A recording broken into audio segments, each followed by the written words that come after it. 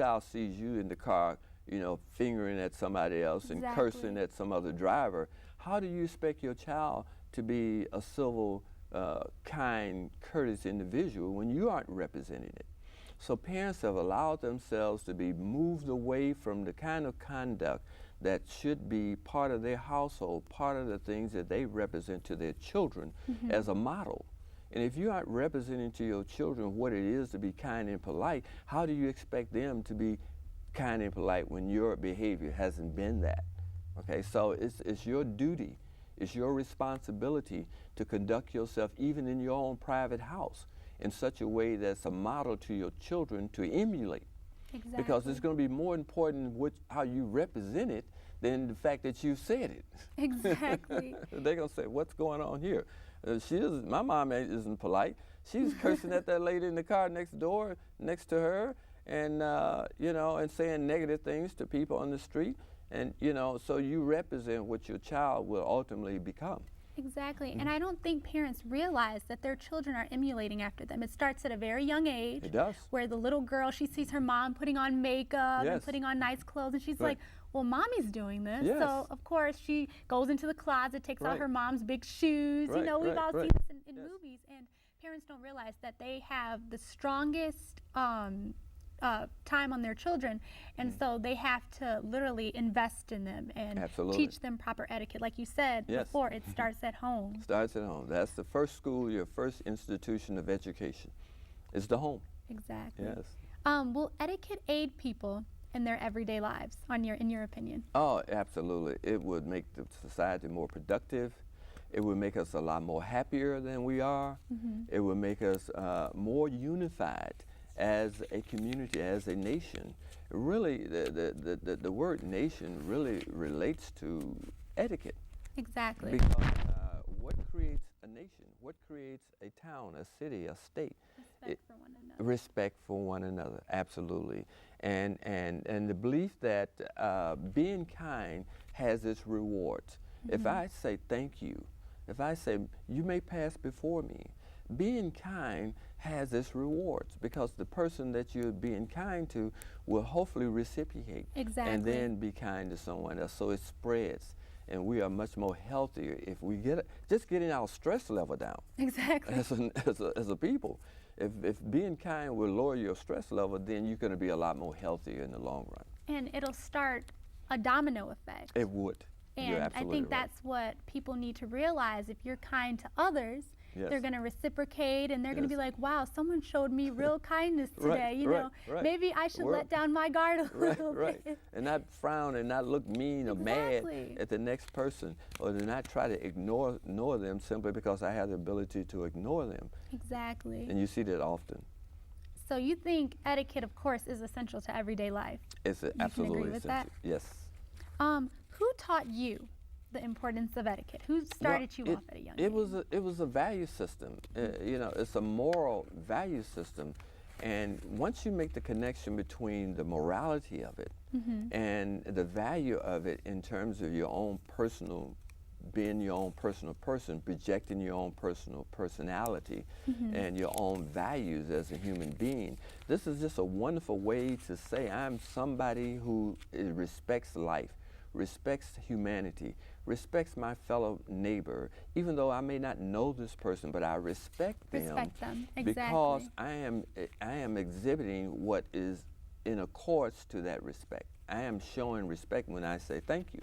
Exactly. Okay? And so it's at the real foundation. But of course, in our society today, unfortunately, the economy is so devastated, and people are looking for any and every way to make a dollar. And so undermining our value system is one of the ways that many people have made great sums of money by trivializing respect, by trivializing having good manners, by trivializing the value of etiquette in a society. It's not just for me, it's for everyone.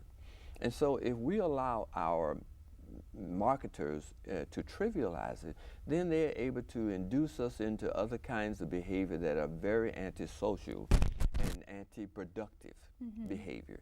And so we will suffer as a consequence. What is the biggest challenge when teaching etiquette? I think with young people, first and foremost, is that you're talking to or you're teaching a person who have not had a good grounding. Exactly. And so usually with young people, including teenagers and people that are young adults in your age range, the first thing they do is become defensive. Exactly. Because they believe that you're telling them what they have thought was correct is not correct. Wrong. It's wrong. Exactly. Right. So the first thing I get is some resistance, not from young children, not from the 6, 7-year-old, because at that age they're still open. Their mind is still fertile to accept new information. Okay, but it's the older ones who feel like they need to be on the defensive. And so my initial contact with young people is, in general, they are more defensive, but I win them over. Exactly. Okay, because once they understand the foundation, I give them the foundation of etiquette and why it's important for them to understand how this relates to themselves as well as to the people around them. And once they get that message and once they understand it, then they're excited. They don't want the class to end. And I get this all the time. I even get young people stand and give me applauses at the end. In the beginning, they're like, get this guy out of here. I don't want to hear this.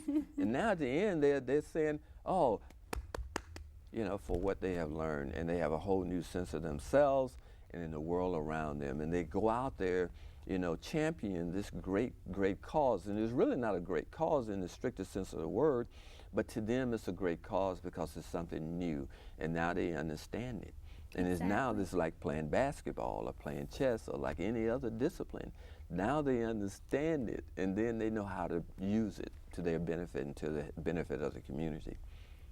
Is the fundamentals of etiquette the same around the world, or does it vary from culture to culture? Fundamentally, that's a great question. Fundamentally, it's basically the same. You may have different traditions and different rituals from different cultures, but it's basically, etiquette is the same universally, even among primitive tribes.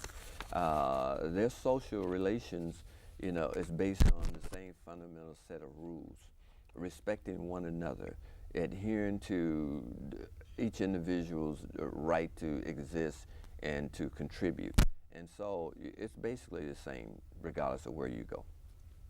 Do you believe teens lack that sense of etiquette, mostly? Unfortunately, being a teenager, your mind is so open to all kinds of ideas that may not be healthy and wholesome for you as a child, as a young adult.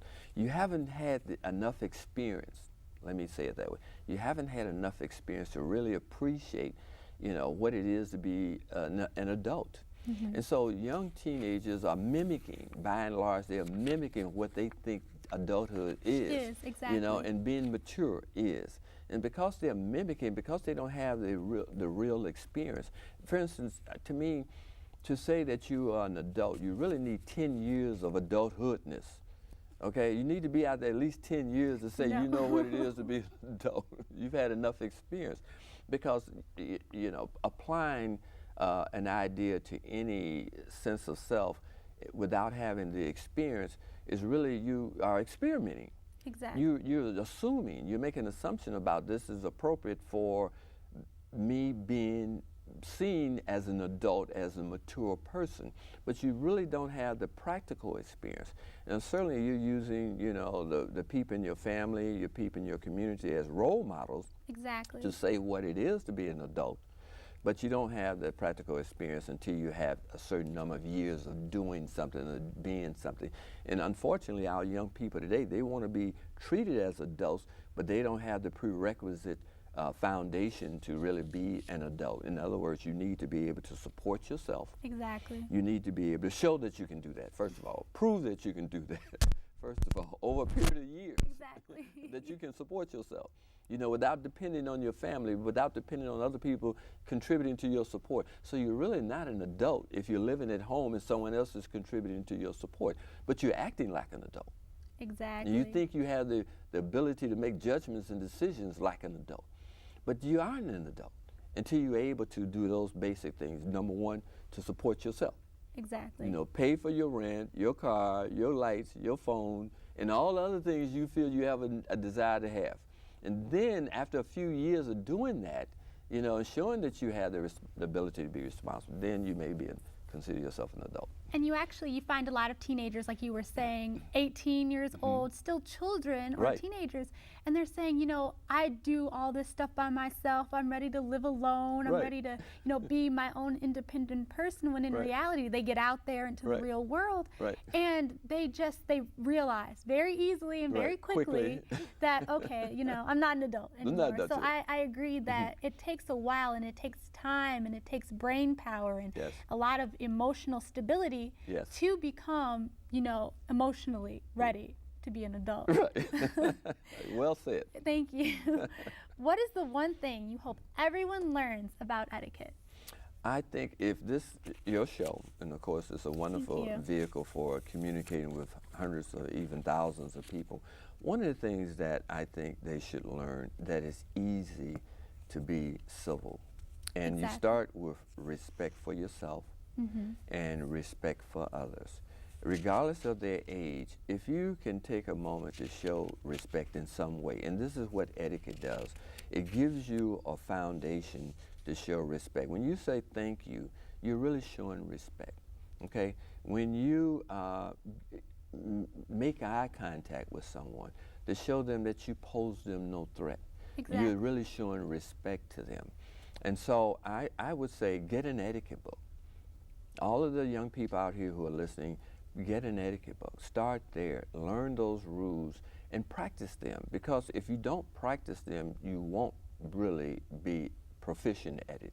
And it's like any other discipline. If you say you want to be a basketball player, you have to practice. You have to practice. Exactly. You want to play a piano, you want to master that, you have to practice. You can say, oh, I want to, all you want. But until you actually take the time to practice it, you won't be good. And so I would encourage everyone to each day find some way to express good manners. Okay, it could be even just helping your mother, you know, and telling her how much you appreciate her, and that you love her, and that you want to, you know, be the best person that you could possibly be because you're representing this family, this legacy. Find a way to show that you have a desire to be a great citizen. Now, do you think the media portrays a good image at that, of etiquette? I think it's a toss-up. Many programs on TV do show that, and they are getting back to talking about the word etiquette. You hear it more often today than you've heard it. I've heard it personally in many years. So this pendulum is swinging back the other way.